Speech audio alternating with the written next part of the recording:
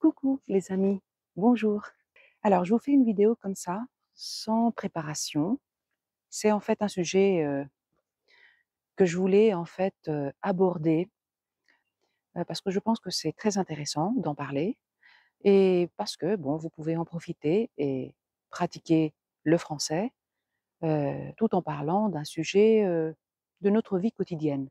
Donc je désire vous parler aujourd'hui d'une préoccupation de mes élèves. J'ai le soleil plein la figure. D'une préoccupation, qui concerne en fait, nos talents, les talents. Parce que j'ai des élèves qui me disent: «Moi madame, j'ai aucun talent», ce qui est totalement faux. Je fais, de l'escrime, je fais ceci, j'ai fait du tennis mais j'étais pas bon. Aucune étude scientifique n'a prouvé le contraire, qu'on peut naître sans avoir le moindre talent. C'est pas possible parce que jusqu'à présent, on a en quelque sorte prouvé que chaque personne a quelque chose de particulier, de différent à offrir, surtout que chaque personne n'a pas seulement qu'un talent, mais plusieurs. Pas un, pas deux, pas trois. On parle autour de 4 ou 5 talents. Et peu importe votre condition physique, une personne handicapée peut développer son talent en raison de son handicap. Cette vidéo, c'est pas seulement pour vous encourager, mais c'est pour vous dire la réalité. Il n'y a pas de personne sur terre qui n'aurait pas 3 ou 4 talents minimum. Les gens qui disent qu'ils n'ont pas de talent, c'est soit ils n'ont pas pris le temps de les découvrir, soit ils ne s'en rendent pas compte parce qu'on met en application tous les jours nos talents. Je vais m'expliquer. Par exemple, vous découvrez un jour le tennis, vous adorez ça et vous découvrez aussi que vous êtes fort. Donc vous le développez comment? En faisant de plus en plus d'entraînement, en vous retrouvant avec votre entraîneur ou avec des amis qui partagent la même passion et euh, vous en profitez pour y jouer davantage. En tout cas, vous le développez parce que aucun talent ne peut aboutir à quelque chose de concret si on ne travaille pas dessus. Le talent, chez nous tous, il peut exister et il peut faciliter notre vie, mais si on ne le travaille pas, il reste, disons, endormi. Prenez ça aussi pour le cas du français.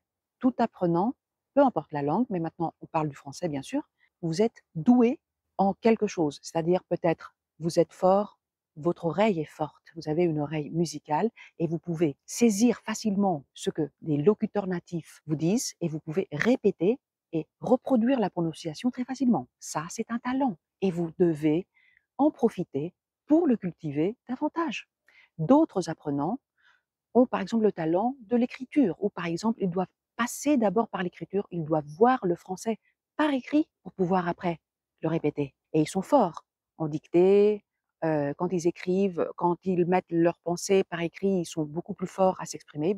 Eh bien, ils doivent développer ce talent et essayer aussi bien sûr de mettre dans la pratique à l'oral. Et donc, où est-ce que je veux aboutir? C'est que parfois, nous avons des talents et on ne s'en rend même pas compte. Très souvent, on me disait que, je devrais être actrice. J'ai pas forcément développé ce talent parce que je suis un peu timide quand même. Comme aussi quand je jouais, de la musique, surtout à des concerts, j'étais tellement timide, j'avais le trac, c'était pas facile à gérer, pour moi en tout cas. Mais grâce à l'enseignement, j'ai dû en fait surmonter cette timidité parce que de toute façon, quand on enseigne, quand on devient prof de français, on est en quelque sorte acteur, n'est-ce pas? Acteur ou actrice, parce qu'on joue un rôle et on doit aussi captiver notre audience, notre public. Donc, qu'est-ce que je fais? J'ai cultivé ce talent grâce à l'enseignement parce que j'ai choisi l'enseignement, en tout cas pour cette vie. Pour la prochaine, je ne sais pas. Réfléchissez ce que vous voulez développer dans une prochaine vie. En fait, une vie n'est pas suffisante pour tout développer. Parfois, on a des contraintes familiales, professionnelles, on a des problèmes, des préoccupations, des soucis. C'est pas facile la vie, hein, c'est pas toujours facile. Au lieu de faire une dépression, croyez-moi, vous avez plusieurs talents et parfois vous les mettez en application sans vous en rendre compte. Et ne dites jamais, mais jamais que vous n'avez pas de talent. C'est impossible. Vous en avez et si vous passez un peu de temps à chercher ce qui vous rend heureux, ce que vous faites avec facilité, et vous l'appliquez dans l'apprentissage du français, vous allez voir le succès immédiat. C'est pour ça que je vous ai dit tout à l'heure, cherchez à voir quel type d'apprenant vous êtes. Ça va vous aider aussi, pas seulement dans l'apprentissage du français, mais aussi dans d'autres langues, si vous voulez apprendre d'autres langues aussi. Ça vous facilite énormément la tâche. Si vous êtes par exemple un apprenant visuel, ça veut dire que vous voulez voir le français par écrit. Eh bien, profitez-en parce que apparemment, c'est une activité qui vous est facile et qui vous aide à mieux l'assimiler.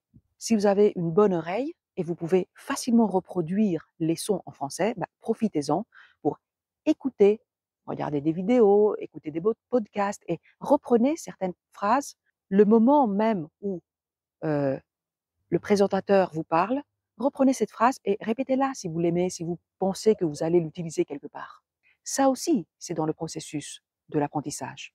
Bien évidemment, je vous dirais, avoir un bon prof de FLE, c'est l'idéal. Hein, c'est l'idéal. Mais ça ne suffit pas parce que votre prof, soit il est très chargé, soit il coûte cher. Donc, vous ne pouvez pas vous contenter de faire uniquement des cours de français.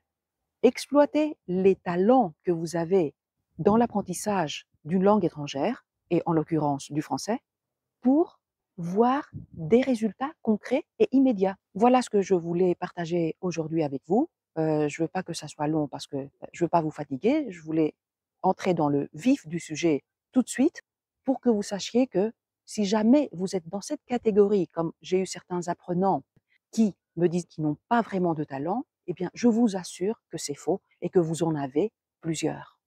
Voilà, je vous laisse et je vous dis à bientôt pour une nouvelle vidéo des astuces de grammaire française. Prenez soin de vous, mes amis. Ciao.